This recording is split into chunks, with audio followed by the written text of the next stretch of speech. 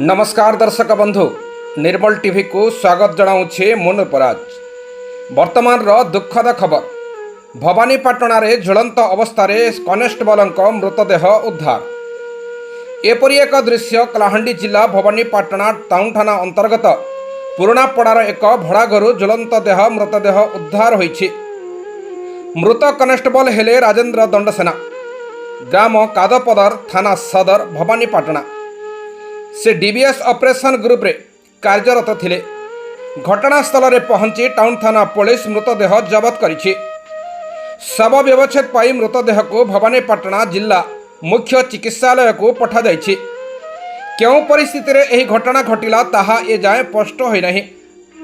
घटनार तदंत करुछि टाउन थाना पुलिस। तदंतकारी अधिकारी एसआई विनय कुमार बारा घटनार तदंत जारी रखिछन्ति। कलाहांडी जिला भवानीपाटण रवींद्र मिश्रा रिपोर्ट, निर्मल टीवी।